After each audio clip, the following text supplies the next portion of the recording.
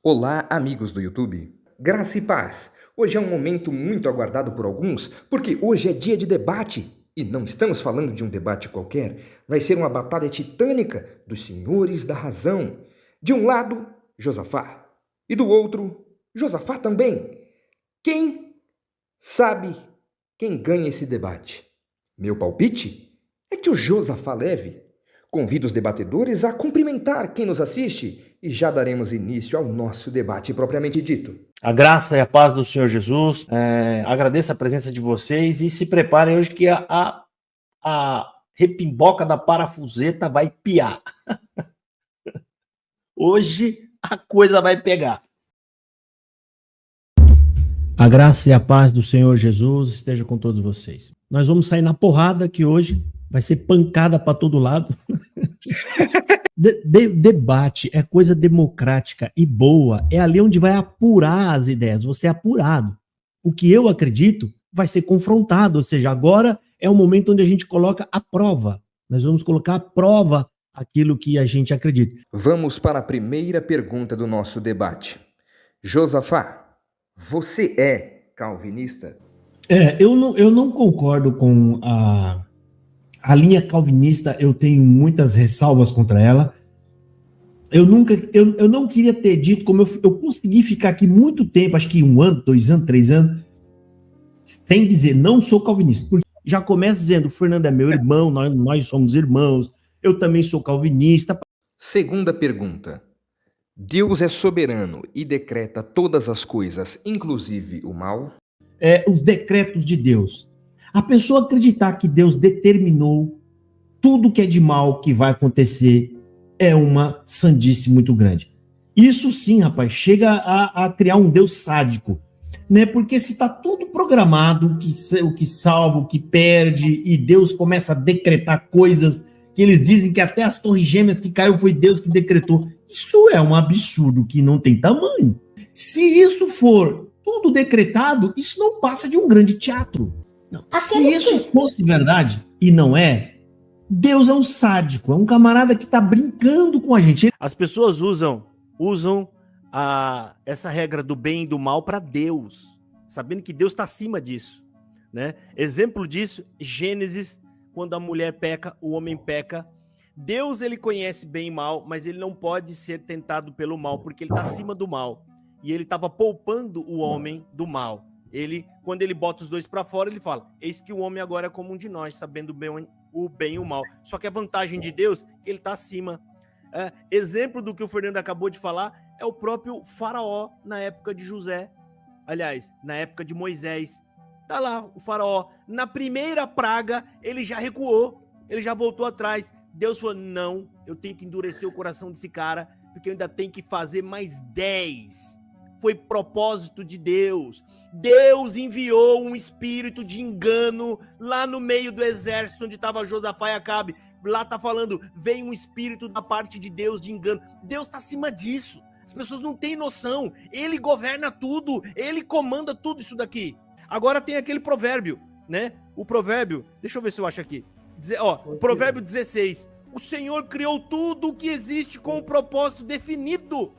Até mesmo o ímpio para o dia do juízo. Aliás, do castigo.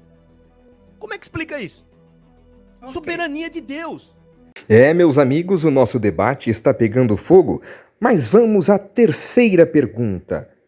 Calvinismo tem base bíblica? Antes que entrem aqui para poder me xingar, me atacar, eu tenho todo o meu direito de dizer o que eu penso sobre a teologia de vocês. E eu não concordo com isso. Eu vou na Bíblia, se me perguntarem coisa dessa, eu não sei disso aí, eu não sei, mas eu não sei disso daí.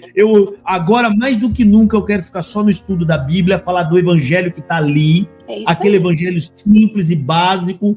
Não sou acadêmico, não vou ficar andando com um monte de livro embaixo do braço, fazendo discussões sobre pontos e vírgulas acadêmicos. Não quero saber disso. Para mim, essas coisas não faz sentido nenhum. Aliás, isso destrói o que a gente aprendeu na Escritura. Esse tipo de ensinamento joga no chão tudo isso que a gente aprendeu na Escritura. E eu não estou falando isso como leigo, eu estou estudando isso aqui, já faz meses.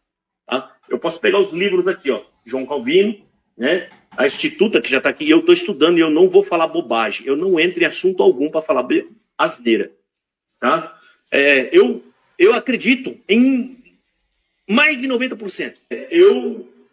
Eu acredito em mais de 90%. Porque tem uma linhagem teológica mais, ao meu ver, mais adequada com as Escrituras. Vamos para a quarta pergunta.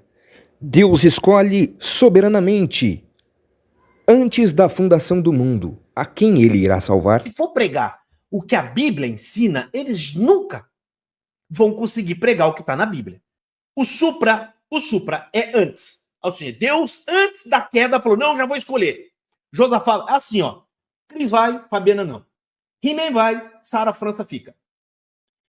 Jefferson Júnior, Bruno, Sara fica. Marinette vai. Por quê, Deus? Não escolher. Mas por que não salva todos? Mas se eu salvar todo mundo, como é que eu vou manifestar que eu sou amoroso? Eu tenho que matar os para os que ficam vivos olhar para mim e falar, tá bom então, te amo, Senhor. De verdade, eles assumem isso. Eles dizem isso. Se vocês acreditam, eu não estou exagerando. Alguém disse a Jesus, né? Falou assim, bom mestre. Ele falou, por que me chamas bom? Bom é meu pai. E às vezes a gente até fala, Deus é bom. E muitas das vezes a gente não compreende isso. Jesus, em outras palavras, ele estava dizendo, bom é Deus que amou vocês e mandou eu vir aqui buscar cada um de vocês, morrer no vosso lugar. Porque tudo isso é plano de Deus, irmão. É plano de Deus. E o que a gente faz agora? O que a gente vai fazer agora, irmão? Depois da gente compreender o Evangelho. Deus quer uma coisa de nós, irmão. Que a gente ame Ele, entendendo que Ele te amou primeiro. Nós não amamos a Deus, foi Ele que nos amou. Se Deus retirar o Espírito de nós, nós voltamos a ser homens carnais, como qualquer outro que está aí fora. Aquelas pessoas que estão lá fora só não são crentes porque Deus não pôs o Espírito Santo nelas. É o Espírito Santo quem transforma. Vamos para a nossa quinta pergunta. CCB, tem evangelho? O batismo é válido? Bom, vamos lá. Em primeiro lugar, a Bíblia deixa claro em diversas passagens bíblicas que quem valida o batismo é o batizado, não o batizante. As pessoas podem ser convertidas ali dentro da CCB no cantar dos hinos, porque o cantar dos hinos tem evangelho. Ali tem evangelho, hinos lindos e maravilhosos, aonde Cristo é anunciado como o único e suficiente Salvador. A gente não pode passar uma régua e dizer, em momento nenhum, né, a pessoa pode ouvir o evangelho ali dentro. Bom, em primeiro lugar, a CCB é uma seita, ok? Então, você tem que entender que na CCB, né, as crenças deles são deslocadas das escrituras, né? O que invalida o batismo da CCB é a sua fé falsa. Ou seja, o que valida, vamos pôr assim ao contrário, o que valida o seu batismo é quando você tem a fé na motivação correta. Qual é? Eu me batizei porque creio que Jesus é o meu único e suficiente Salvador.